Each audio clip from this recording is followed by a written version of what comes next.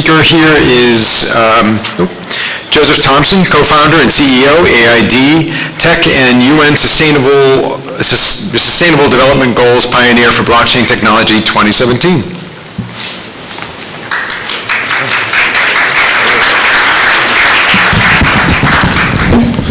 Hello everybody. So my name is Joseph Thompson. I'm the CEO and co-founder of a company called ACT-IAC. And basically why we created ACT-IAC was we wanted to create a new industry using blockchain technology. So you have GovTech, obviously, you have RegTech, FinTech, and we saw that if you look at humanitarian aid, welfare, and so on, it's $1 trillion market affecting billions of people. So I'm going to give you a little story. I'm going to tell you what we do. I'm going to tell you the story of why we started, some of the projects we carried out. I'm not going to explain what blockchain is. I don't have time, and you're all smart enough to find out yourself. But I'm happy to take questions afterwards the presentation is over. So if I can get this working here. So how ACT-IAC was founded was basically in the Sahara Desert by mistake. So in 2009, I ran an event called the Marathon des Sables. It's a 151-mile race across 6 days in the Sahara Desert, and I raised $122,000. I gave that to a charity. I followed up with that charity, and every single cent of that money went missing. So I became a skeptic. I said I will never give money away again. And I'm a techie by background. I'm not a humanitarian. I'm not an aid person. So with this in mind, this is 2009. 2010, I came across Bitcoin by mistake.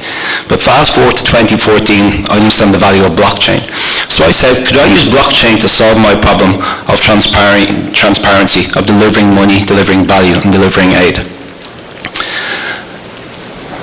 And with that, you have the new Sustainable Development Goals. These used to be the old Millennium Goals. And the Sustainable Development Goals, to me, is a multi-trillion-dollar industry. You have 17 goals, over 190 countries have signed up, and you can break them down, and blockchain can essentially be applied to everything.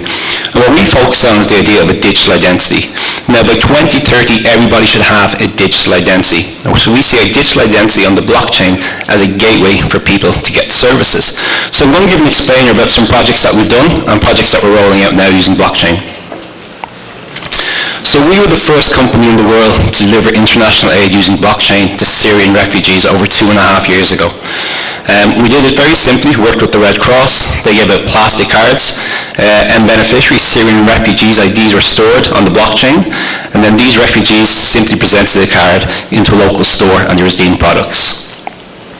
Now, if I can play this, maybe I can play it from the video at the back, please. Now here you can see the Red Cross actually issuing digital identities in the blockchain for the first time ever. Now we gave out 500 plastic cards to 500 refugees. Within the first 2 hours we had 45 attempts of fraud on the platform. Fake copied IDs handed into the shopkeeper. But the donor and the Irish Red Cross could see every transaction happen in real time. They could also determine what products were needed and were bought. So we're using data on the blockchain here. So this is what we see as the value of the blockchain, using the transparency for real-world utility. Now, hands up who's ever made a donation to a charity here. All right, anybody can tell me the exact products that their money bought? Okay, that's good. So you can all use this. So we've developed a peer-to-peer donation app which we're releasing with the Red Cross next month.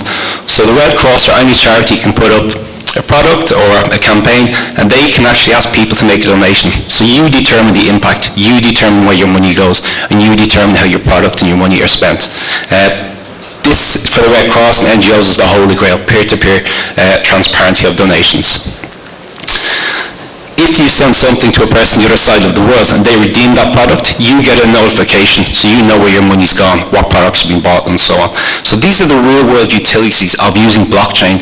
And who are the funders of all these projects? They're obviously going to be governments. So we work with the Red Cross, the UN, but at the end of the day, our paying customers are governments or donors in the case of peer-to-peer donation apps. Another project that we're doing is working with UNDP and the Serbian government there. What we're doing there is, if you look at SDG 10C, it's to bring remittances down from a global average of 7.8% to a corridor of below 3%. We've managed to integrate our platform, both with Ethereum and Hyperledger, integrate it to a payment provider on the back end, and we've brought transaction fees down about 600%. So we're trialing this with people on social welfare, where they can actually connect with their brothers, their sisters, diaspora, who can actually send them value. They can send them a digital asset linked to their identity, and they determine where their money can be spent. So pay electricity bills, pay gas bills, and so on. Phase 2 of this will be universal basic income. One of the final projects that we're about to start in Tanzania is on health. So we're working with the Tanzanian government, a Dutch health organisation, and what we're doing here is for pre- and postnatal care.